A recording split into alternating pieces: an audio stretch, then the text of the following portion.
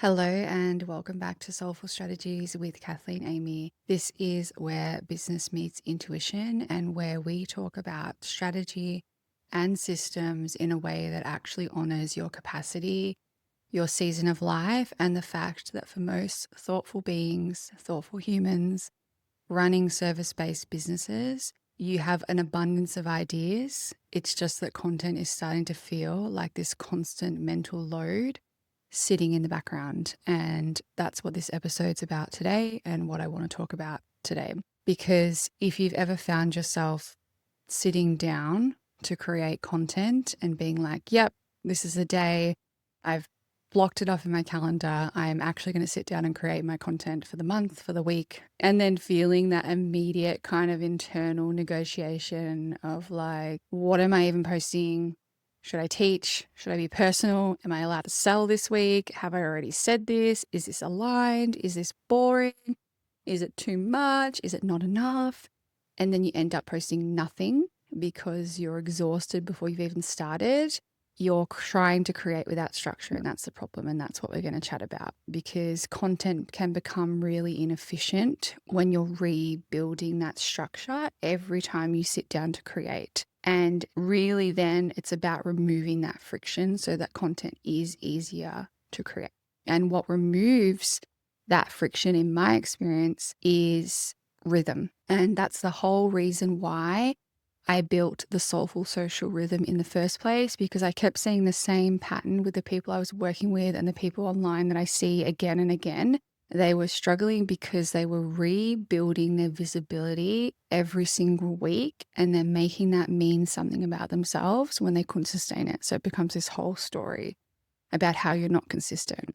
Of course, it's hard to be consistent when every single post is asking so much of you, or you're feeling like every single post is asking so much of you before you've even written the first sentence, because you're deciding what kind of post it is, what angle to take, whether you should be teaching or selling or sharing something more personal, more authentic. And I have a lot of opinions about being authentic online.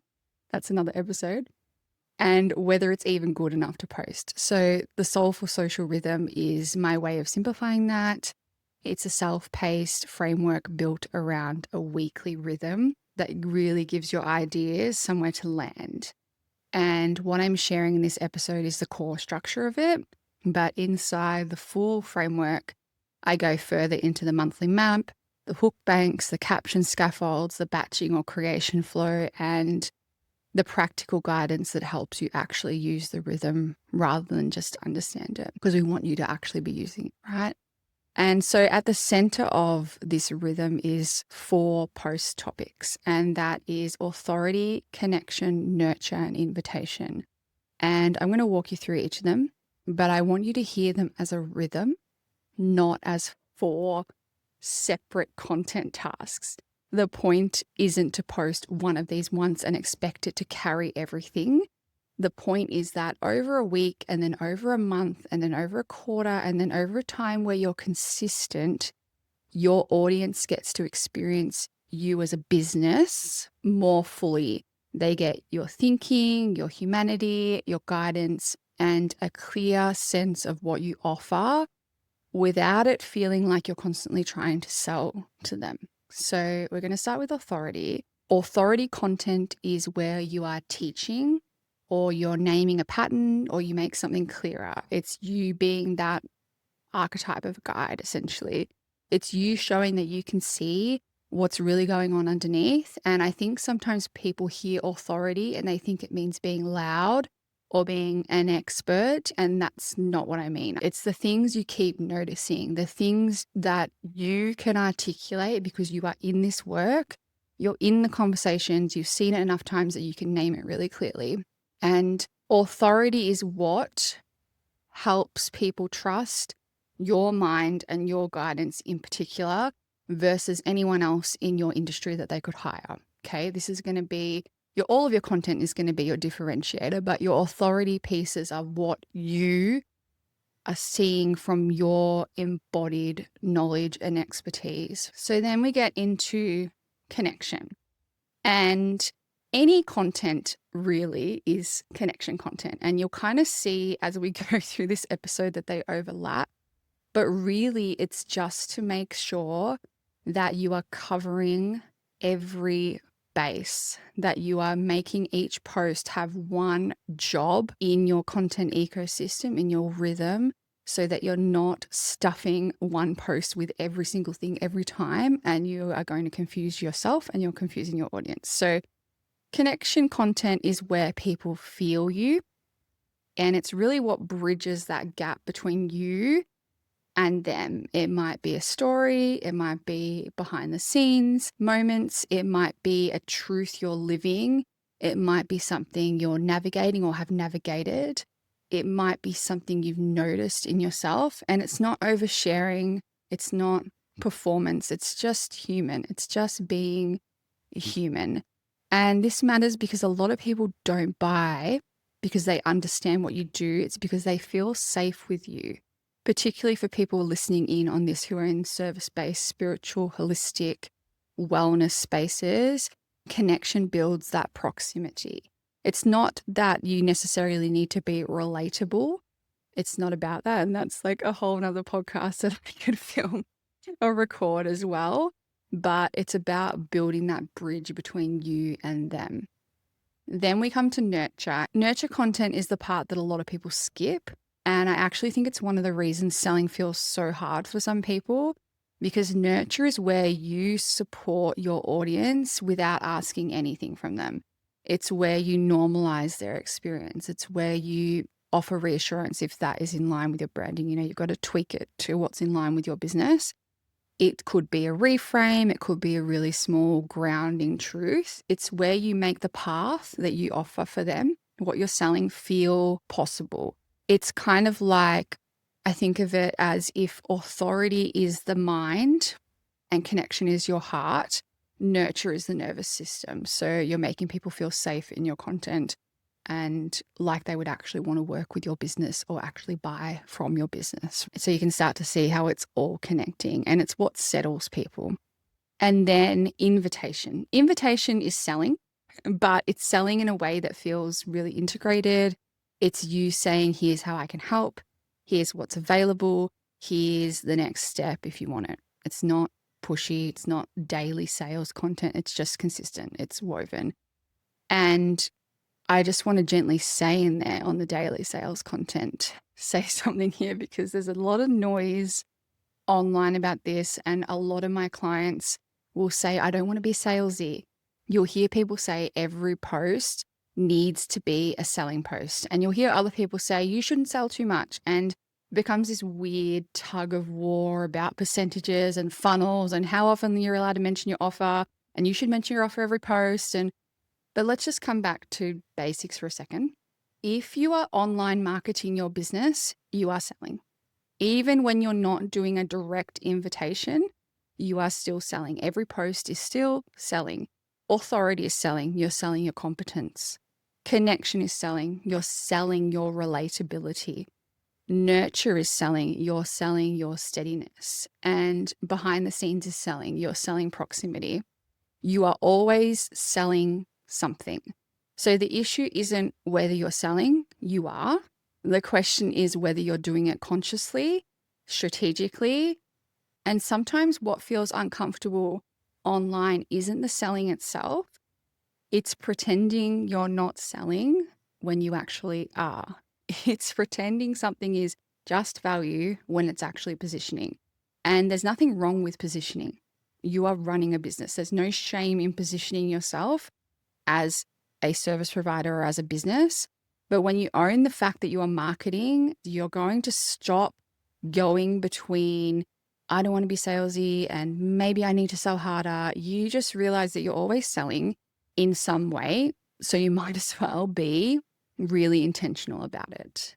And this is why rhythm matters so much. And while I'll bang on about it all day, because when you know, okay, this week I'm anchoring authority, this week I'm deepening connection, this week I'm nurturing, this week I'm inviting, or this day I'm doing this and this day I'm doing that. You don't have to sit there wondering, am I selling too much? Am I not selling enough? Am I doing this wrong? Because the baseline is there. You're not reinventing your ethics every time you open Instagram or TikTok or wherever you're showing up online. And when you're in maintenance mode, when you're maintaining this, you still sell. You're just not amplifying it constantly. And invitation content keeps selling present without you feeling like you are in a constant launch cycle. And when you're in a launch season, the rhythm, that baseline doesn't disappear. You just turn up the volume on certain posts. You might be turning up the volume on invitation. You might be turning up the volume on authority. The foundation stays the same, which means your launch doesn't feel like it just came out of nowhere. People have already been in your world. They aren't seeing you for the first time and going, what does this person even do? They ghosted me for like 3 months. I didn't even know they're in business. And these days with the algorithm anyway, they might not be seeing all of your posts. They're probably not seeing all your posts.